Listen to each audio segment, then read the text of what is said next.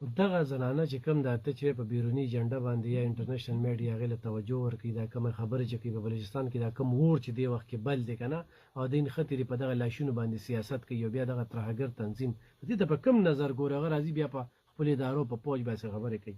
چې یو انسان په داسې کلاو انداز بې دلیله د خپل ملک په مجموعي طور حفاظت باندې او د هغې محافظینو باندې نیوکه کوي او بې دلیله کوي او ستا خبره چې د هغې په دغه باندې خپل سیاست کوي نو قطعا نه ده پکار لکه زه تاسو ته دا وایم دې وخت کې اختر مینګل چې کوم دی دغه ځای کې یو پارټي سپورټ کوي د پارټۍ مشري کوي په 2020 کې چې کله هغه الیکشن کوي نو هغه الیکشن کمیشن ته یو اساس هم نه ښیي په 2024 او 25 کې چې کله هغه الیکشن کوي نو هغه دومره اساسي وښیي چې هغه په دوبۍ کې هم کورونه وي د هغه په اسلام آباد کې هم کورونه وي دا کوم د کاڼي خبره چې کوي د مایننګ فیکټرۍ وي د ښځې په نوم یې جایداد او ګاډي وي نن هغه هم راپاسي او هغه په ادارو پسې یا دغې دهشتګردو ملګرتیا کوي اوس خو د بلوچستان خلک د حق خبره کوي نو په کار ده چې دغې سړي نه د حق تپوس وکړي چې تا زما ده ته خو پرون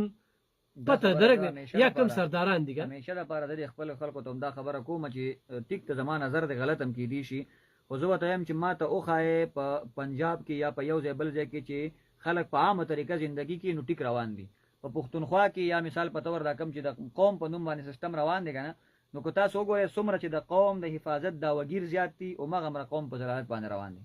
دا ډېر اهم پوینټ دی څومره چې د قوم د حدودو د تحفظ نارې سیوا دي نو هغومره د قوم چې کوم حقوق دي نو هغه لاړل تباه و برباد شول څومره چې د قوم د مال و جان او د قومیت د حفاظت هغه پاټۍ او دغه سیوا دي نو هغومره لاړل هر څه تباه و برباد شو دا ولې دا د قوم په مشرانو کې اخلاص نشته او د ده چې کومه بیانیه ده نو هغې پسې شاته ودرېدل نشته پوه شوې که نه لکه مثال زه راپاسم زه ډغر ووام او هغه پسې م کنځل ده پسې م کنځل ادارو ته م لاس واچوم خو چې زما ګېډه کله مړه شي نو بیا د قوم خدای هلته غر کړي چې کوم ځای ښه غر کړي بله ځای ورته پلار وي او نن چې کوم دی نو اداره لکه اوس یې موقع ورکړه اقتدار یې ورکړه نو به بیا ټیک ظاهره خبره ده چې دا د خپل مقصد دپاره لګیا دي خو بیا د دې سره سره زمونږ پښتون قوم هم دا لکه مثال مونږ همیشه دپاره ګورئ دا افرین چې دی افرین الافغان صاحب دا ډېره قیمتي خبره افرین چې کله ته یو قابل سړي له ورکړې که نه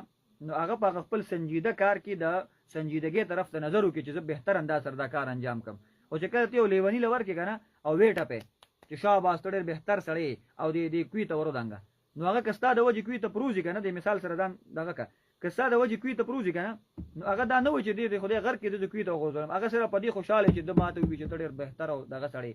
مونږ غرق په دې شو چې مونږ ته یې داسې کوو او لاس را باندې واچي او تاسو بدلوم او تاسو نوې کوم او تاسو اپډیټ کوم او بیا به دا کوئ او په داسې کویونو کې قسم دې غر کړي چې را روان 50 کال هم دې نشي راوتی